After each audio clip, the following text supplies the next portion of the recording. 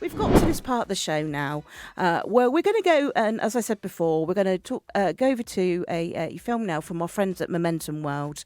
Now you're thinking of launching, if you're thinking of launching your own business, the next feature will able to give you some advice.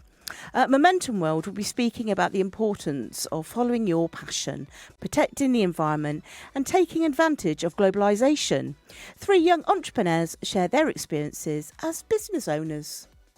Welcome, everyone, for another show of Europeans UK and Chaos TV. My name is Anna. I'm the Community and Youth Engagement Person, Officer, whatever you want to call it, for Europeans UK.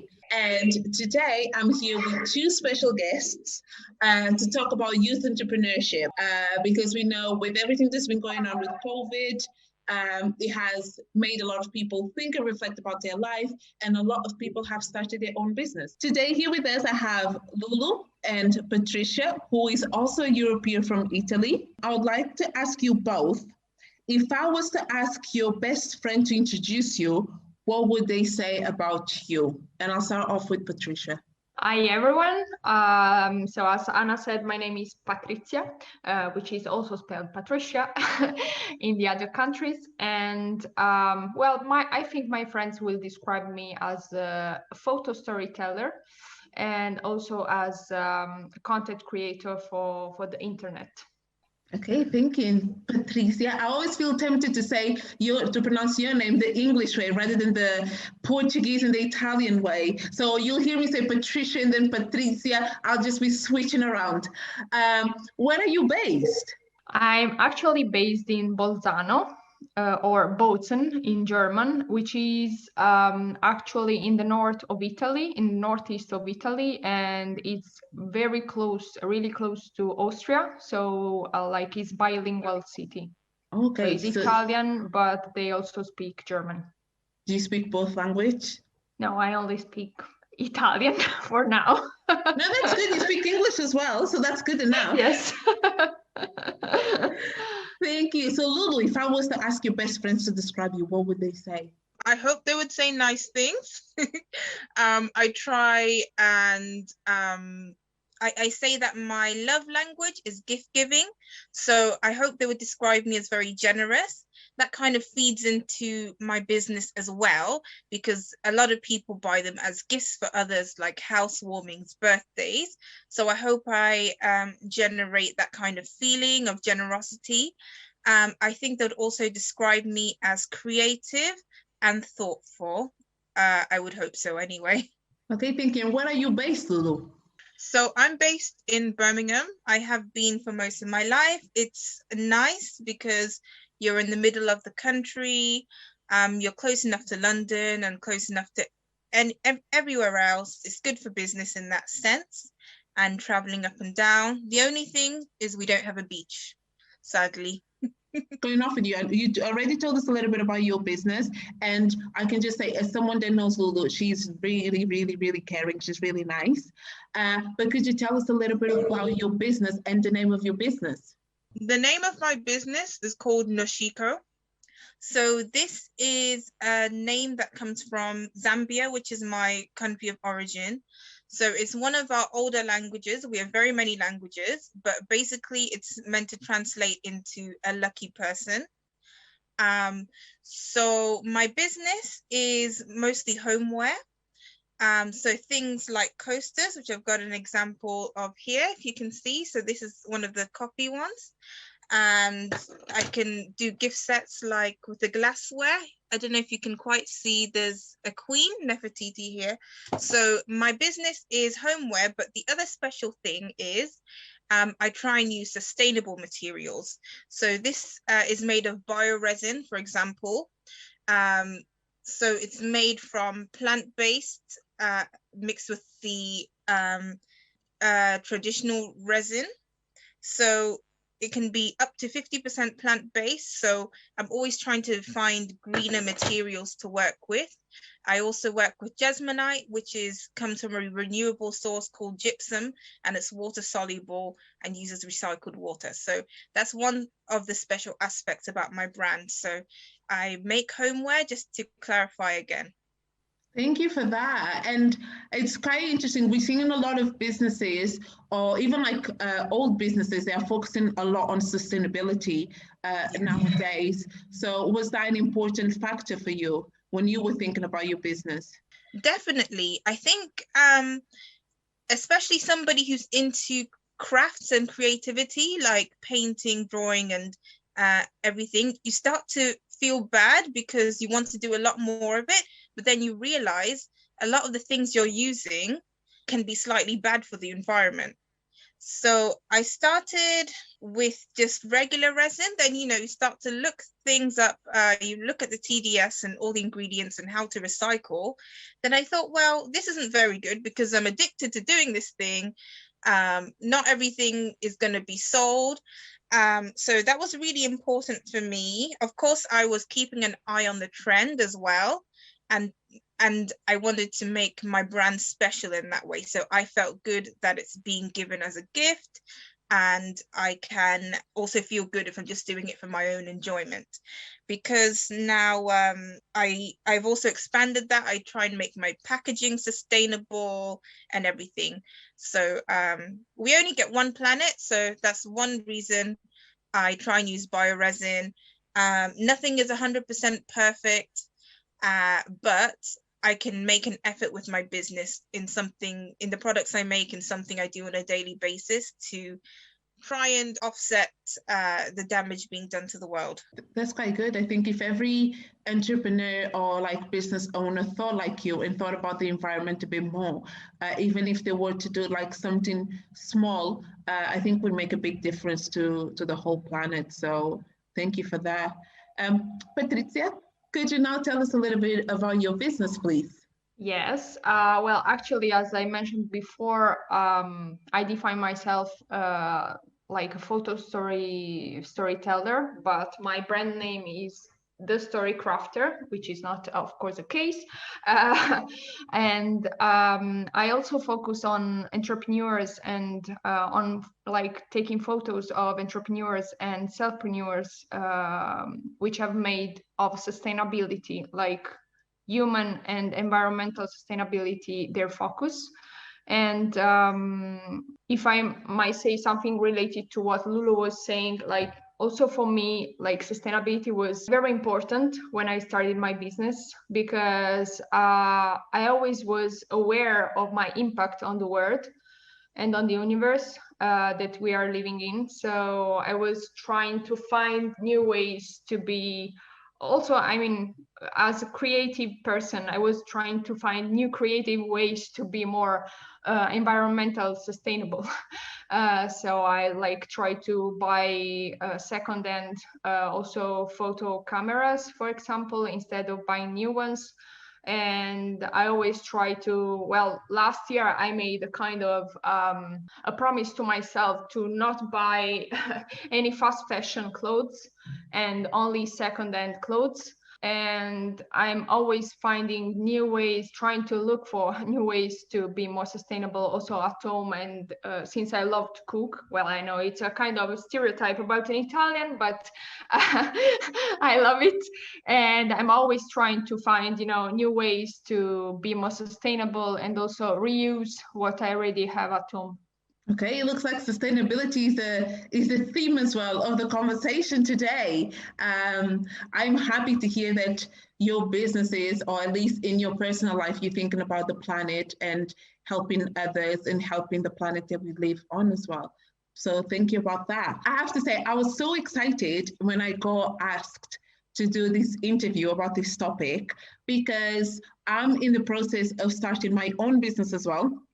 I've been working on it, well, I could say actively for the past 7 months, but I started thinking about it for the past 2 years because I really like coaching, so life coaching, and I really like the development and the growth of other people, especially females, because I think there's so many things that we go through on earth as human beings, and I think there are other pressures that get put on us as females, or either when we are from a particular religion or particular race or sexuality, that if I can help a particular group of people grow and progress and kind of work on their barriers and whatever is stopping them from progressing, then I want to be able to do that. That journey kind of started with my own love and interest for always wanting to help people, always wanted to do something. And it took me such a long time to find out coaching and what coaching is. And for those of you that are watching us or listening to us, I usually define coaching as a way of helping people discover what is stopping them from achieving their goals and what their barriers are. And I usually say that you have your own answers to your own solutions. So your coach is it's only there just to help you find those answers to those problems, because you know what the problems are, but the answers sometimes are like hidden inside you. So we just help to get them out of you. And that is what got me to start thinking about my business. So I wanted to ask you girls, how did your entrepreneurship or journey started? How did the business idea come? And I'll go to Lulu first. I've always had a creative mind. I didn't study anything creative in higher education, like past going to sixth form and university. But I always did something on the side. It's always very soothing and relaxing, like drawing, filmmaking. So and dressmaking. I've always dabbled. So I knew I would always start a creative business. I think the idea for me came about in making people's homes prettier and having a way to give gifts to people other than my friends. So this is a way I can do it. Also, a lot of my artwork is trying to represent my culture as well, or African culture on a whole. So it has an African name, and I try and add like I showed the queen on the glass. So that comes with Africa coasters. So that's quite unique. It's quite a niche market. So in the UK, for anybody listening abroad, we only have maybe 3% of a Black population. So to find something specifically for us that we can personalize, customize, can be difficult. And, you do need to separate yourself in that sense. How am I doing my business differently? Because there's lots of other people on Etsy and wherever selling the same type of thing. So just to recap, the idea of my business came from my love of gift giving, making homes pretty, and representing a culture and something unique for everybody who buys it. I think this is actually quite a good idea or a good motivation to start a business, to not only want to represent your culture, but also to want to make people's homes prettier. And thank you for I forgot to mention, for mentioning the love languages. I think that is great, the fact that you brought your love language, and that was sort of like a motivation as well for you to start your own business. Now, Patricia, going to you. So Lulu wanted to make people's homes prettier. What was the motivation behind your business? Well, I think that I just discovered the reasons behind my business just probably 2 years ago, even though I've been in business since 2013. I think a lot of our business is within our roots, and like I've discovered that my brand name came from my grandparents that were like both artisans and crafters. And I just remember about like my days spent seeing my grandpa doing stuff close to the window during the winter days. And well, my main reason why it's, I will say, to let business tell their stories through pictures, which is like lately it's been like, of course we live in a kind of pictures world because we are surrounded by pictures everywhere, and in every moment of our lives and also of our days we are surrounded by pictures. But it's very rare to like raise awareness about the power of pictures, especially I think for business owners. And so I'm trying to convey this kind of message to them, like to let them speak through the pictures. Yes, we cannot forget the images are very powerful. So it's the idea behind it is quite good, quite interesting. But both of you mentioned family and other people and how they've influenced you on your entrepreneurial journey. And that kind of takes me back to how to when I started my entrepreneurial journey. It hasn't gone as far. I still haven't had a lot of time behind me. But one of the fears that I had when I was thinking about my business was the fact that I didn't have role models. I thought, oh my God, what am I going to do? I don't have any role models, amongst other fears that I had.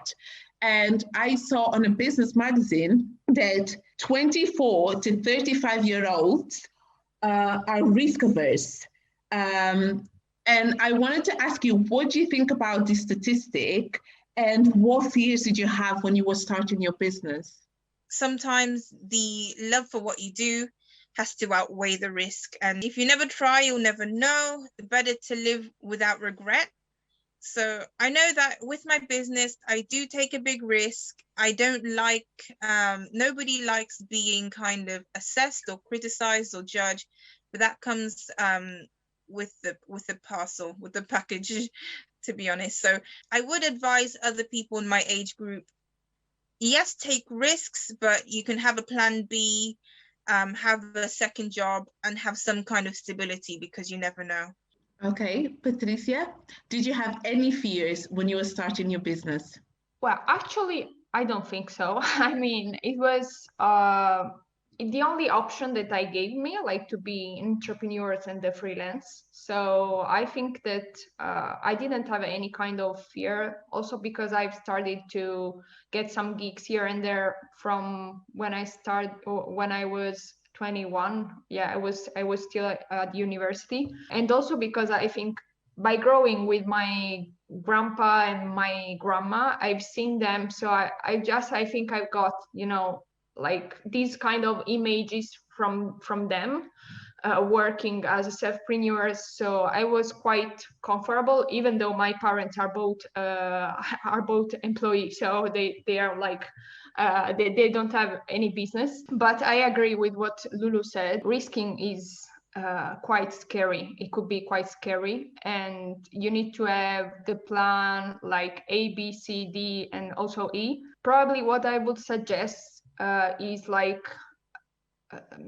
nourish your curiosity, because even though we define ourselves probably maybe not as much creative as we want, or like try to nourish that kind of part of yourself, because every one of us is creative and also curious. It's just that we live in a kind of world that doesn't doesn't push yourself in that way, because we don't have time, and also we need to build our own career, and out of the college or whatever, I mean, the society is projecting on us a load of stuff, which is also, which is also putting weight on us, so, and pressure.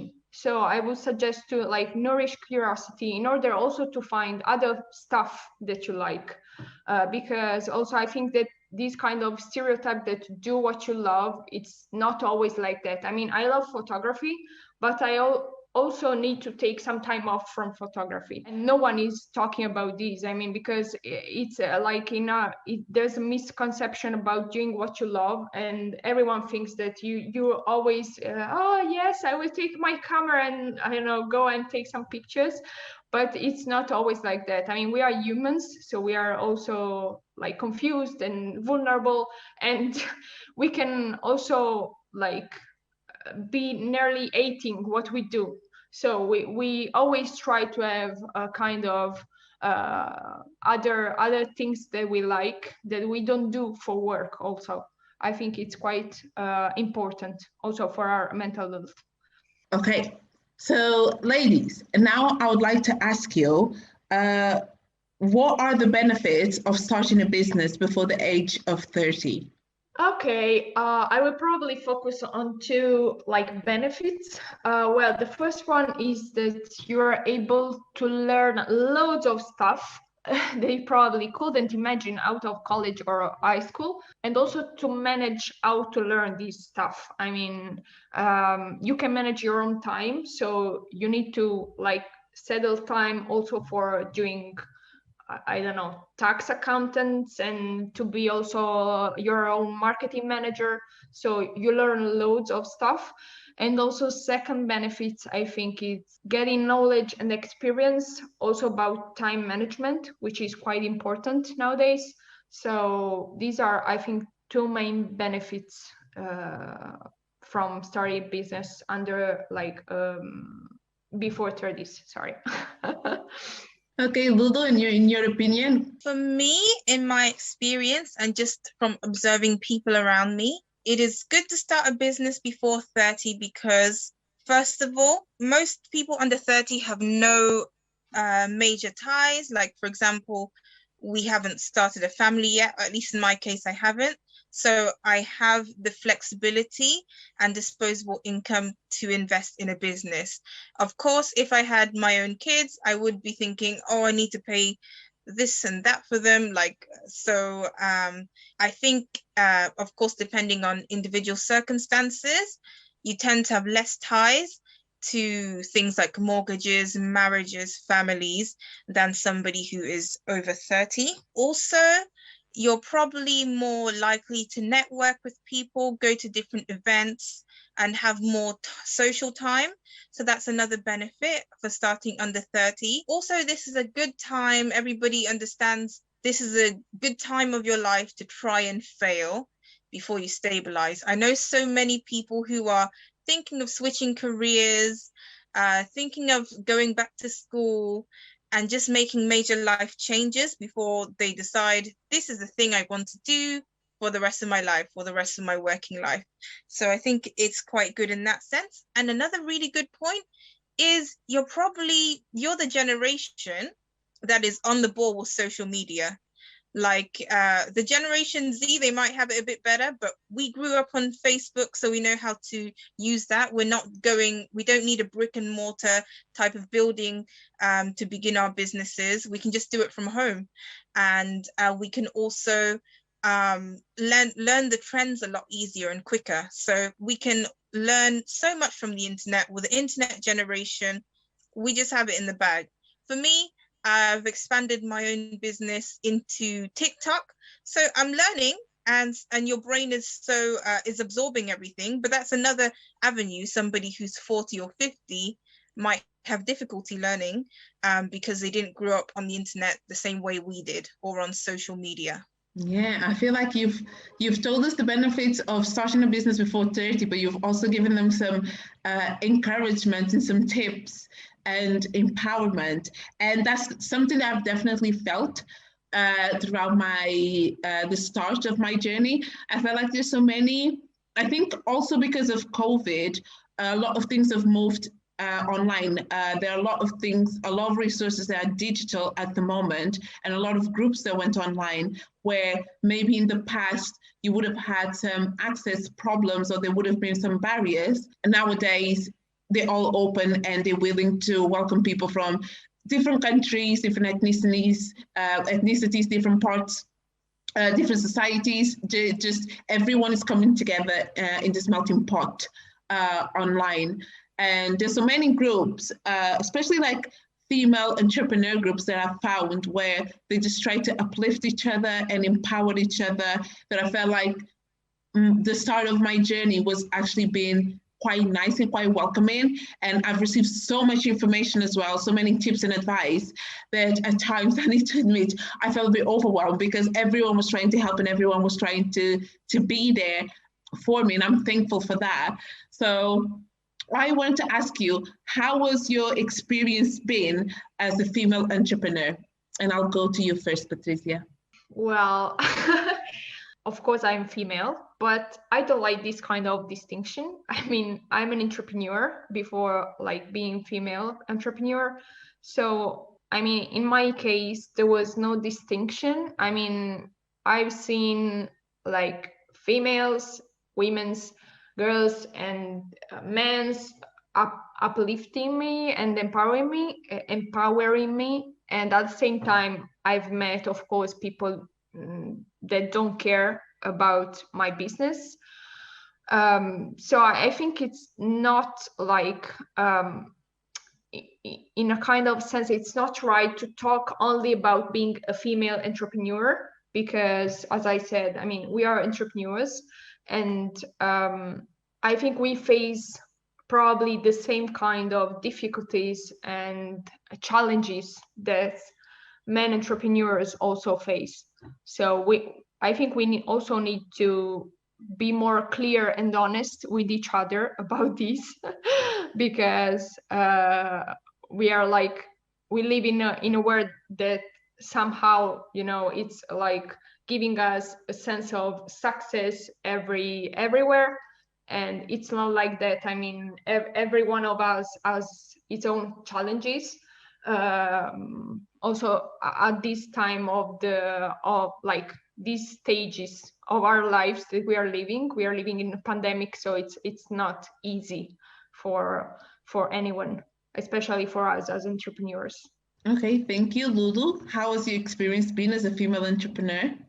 For me, I've had quite a positive experience, because before I began, I linked myself with a group who help other women in terms of entrepreneurship. It's mostly in the beauty industry, which is very typically female, but they have a lot of programs to help women coding.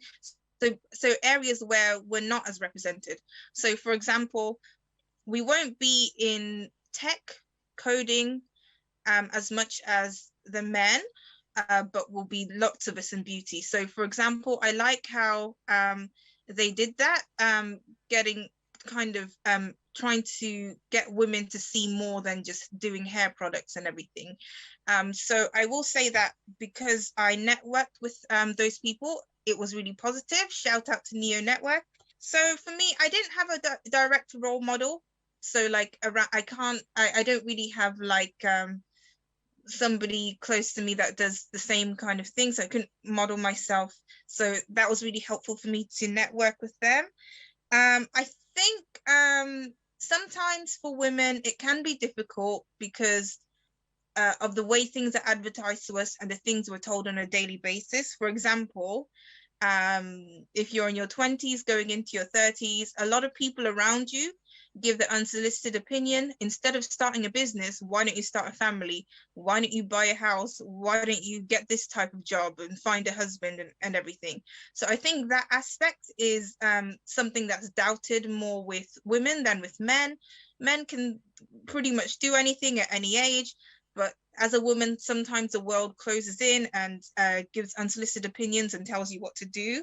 And you can tell even by the adverts we watch on TV. It's always like a hair product or a clothing brand telling us somehow we're not good enough or we should do this instead of that. And I also found out by my networking that for a lot of women who need a lot of capital to begin their business, especially depending on your ethnicity, a lot of venture capitalists don't even put a lot of investment into women, especially in certain ethnic groups. They just think, oh, well, why should we give this woman who wants to go into gaming a chance? Most of the gamers are men, and they kind of lose out in that way. But because I haven't needed to get a venture capitalist or an investor so far, it's been positive for me, but I'm just kind of speaking for the examples around me. Okay, thank you for giving like a wider image instead of just talking about your example, because I think that's important as well. I agree with both of you. I think we can do, I'm of the belief that we can do anything, Amanda's, certain things we can do even better. But there are certain aspects and in certain fields where females do need a bit more of a push and a bit more of help, because in those particular fields, men, these like unconscious bias that society has, men have more of an advantage than a female would have. But thank you very much for the empowerment that you've shared with us and for all the tips and everything. And taking into account that Europeans, although I'm part of Europeans UK, there are different Europeans networks, and we are an international network. I'd like to ask you, Patricia, have you had any international influence in your business journey? Yes, a lot. I mean, since when I've started like traveling around, I was living in Ireland for a year when I was 19 years old. So I think that kind of experience was like yeah, I mean, had a huge role, played a huge role in my own growth. And also, like 3 years ago, I was European volunteering in European volunteers in Portugal. So I had the chance to, yeah, I had the chance to learn a new language and also test some ideas, because it's also something that you can do while volunteering abroad, and also like testing your own business somehow. So it was quite interesting. And what else? Well, I follow loads of Americans, English photographers. So I think like, yeah, I mean, as entrepreneurs and also as photographer, I am hugely like conditioned and yeah, I mean, impressioned by the by others' work. And also, I mean, I follow few like role models, or I don't know, like people who inspires me that are from abroad. One of you is Anna, of course. One of these is Anna. And also, I mean, by doing this experience in Portugal, I was able to know and meet loads of like young people from other countries in Europe and beyond. So it was like interesting, and I think played a huge role in my growth as business owner. Well, thank you for that. We in Portugal, we like that. We thank you for it. And you saw me celebrate when she said she did her EVS in Portugal because I'm Portuguese. That's why I was like all happy and cheering and everything else. We love you, Patricia. We love you in Portugal. But thinking about that and thinking about your own business, Lulu, and thinking about your wider network, I wanted to ask you, what is the importance of having international connections and of globalization overall for young entrepreneurs? So, of course, with a pandemic, most of us are stuck in one place. But I think for young entrepreneurs, it's very important to think worldwide, what's outside of your immediate community, outside of your country. Because I think for a lot of businesses, it's very good to plan ahead in terms of it's something you can see yourself doing anywhere or in most places in the world, and you want people all over the world to have interest. So you have to go for a universal appeal. I mean, of course, it's okay to be niche, but you have to find that niche group wherever you go. And I think also living in Birmingham, it's very multicultural. So it's very easy to see different cultures and influences. So that's how it's inspired my work, as well as looking on the internet. The internet has made it easier, and it's one of the key aspects of globalization. It makes the world smaller in terms of we can all connect to each other. It's very important for young entrepreneurs to communicate with different people all over the world.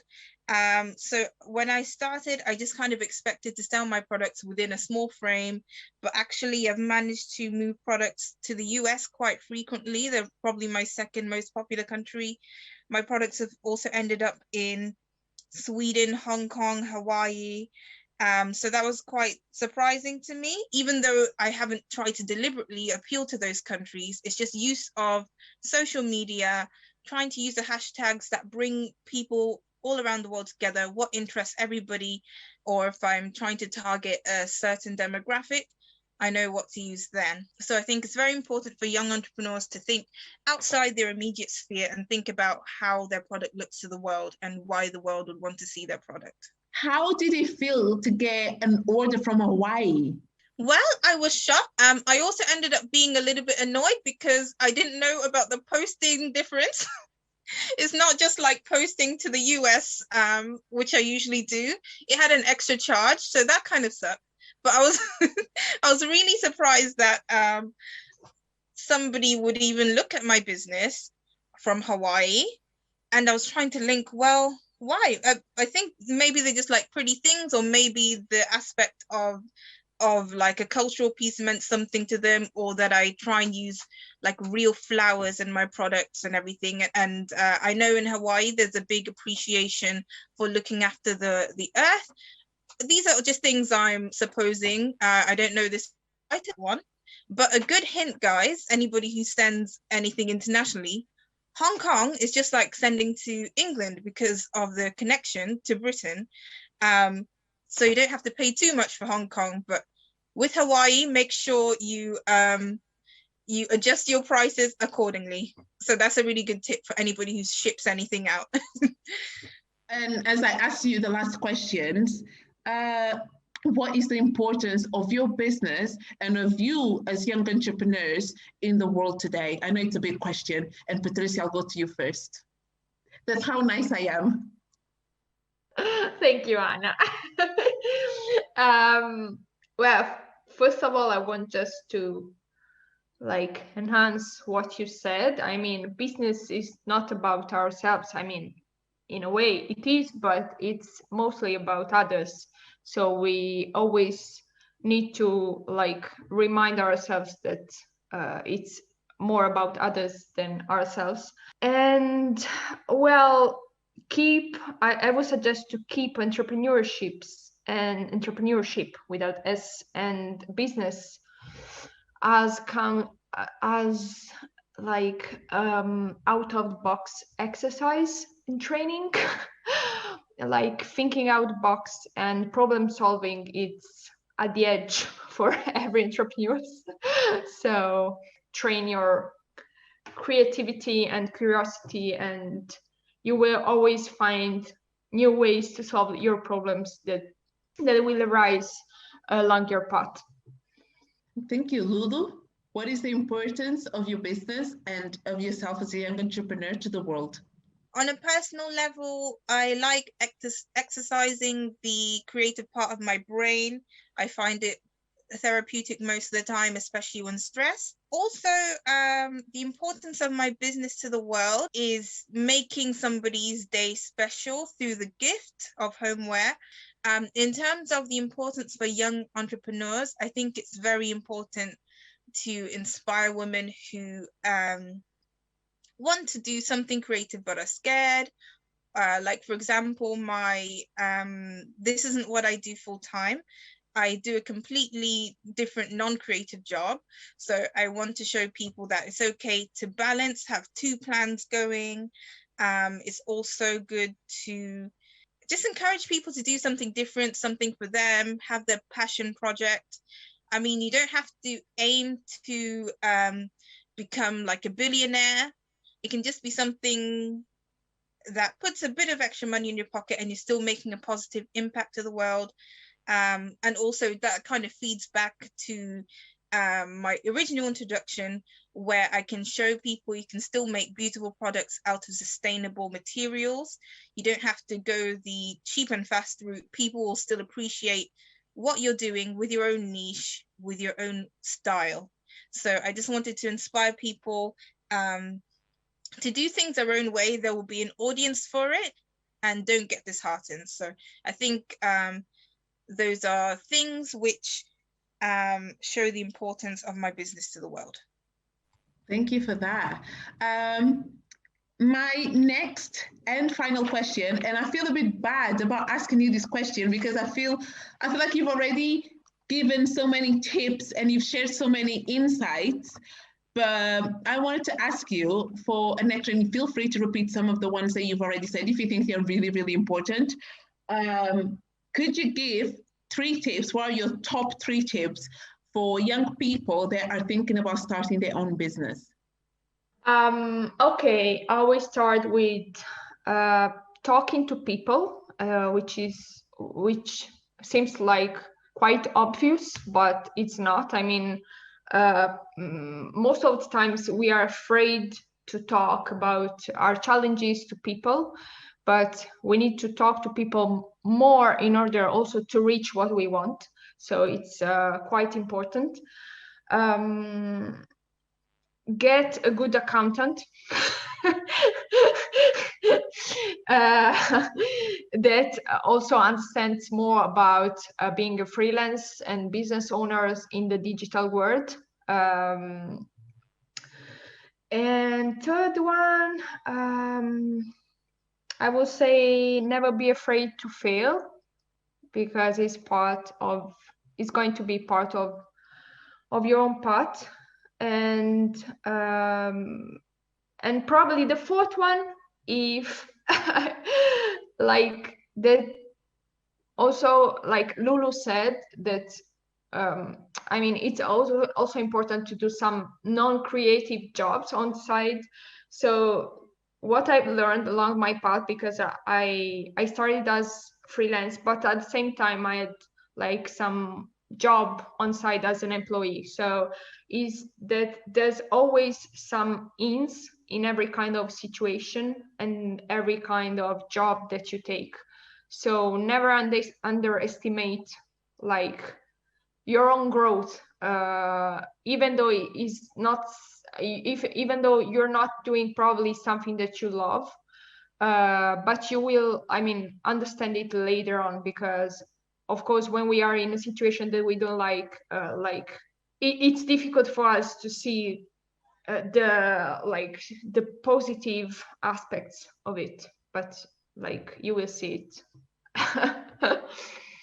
Thank you for your 4 tips. So, talking to others, get a good accountant, need to get your money in order.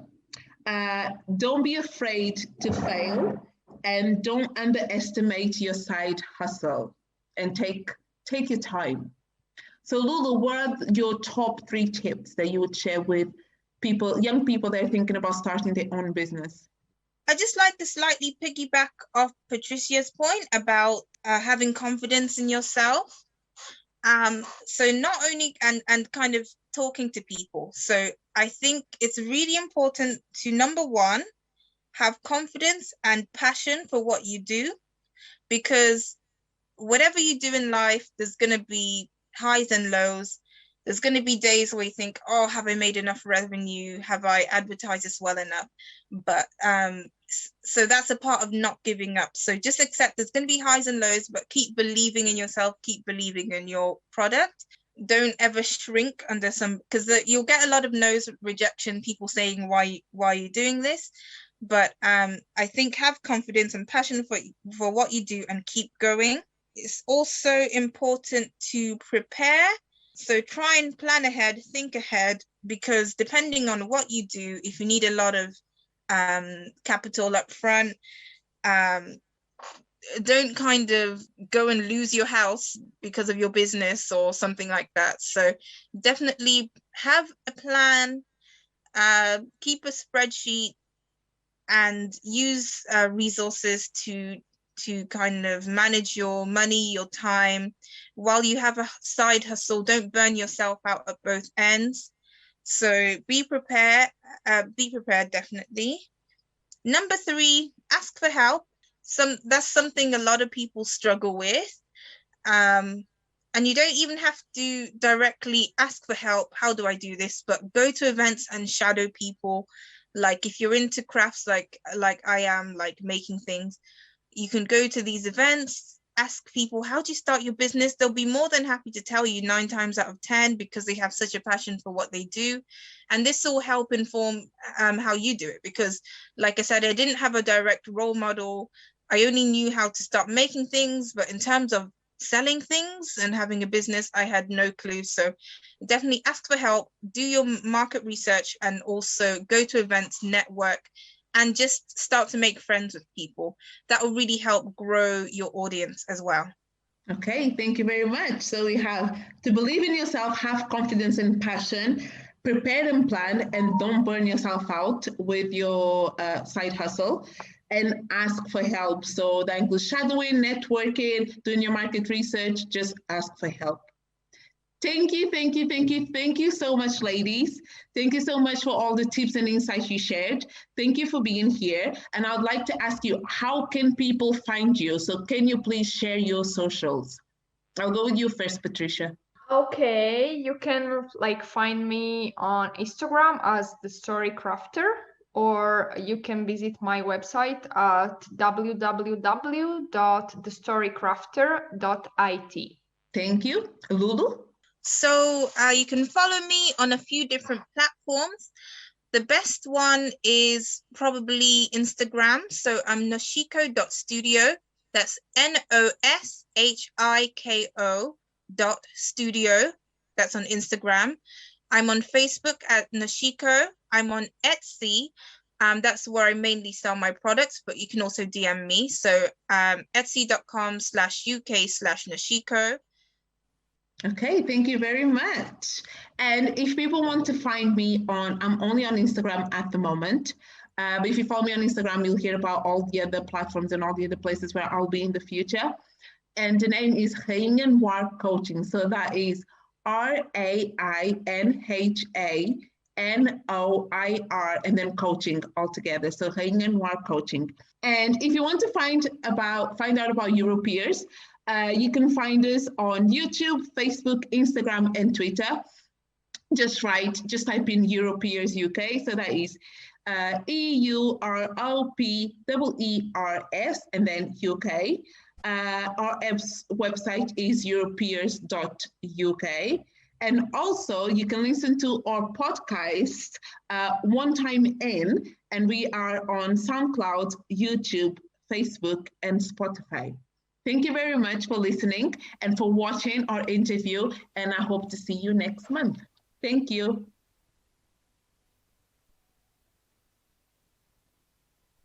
Great stuff. Thank you very much, Anna, Patrizia, Lulu, and the Momentum World team for providing that feature. And if you want more information about the work Momentum World do check them out. And of course, Europeers as well. Europeers UK on social.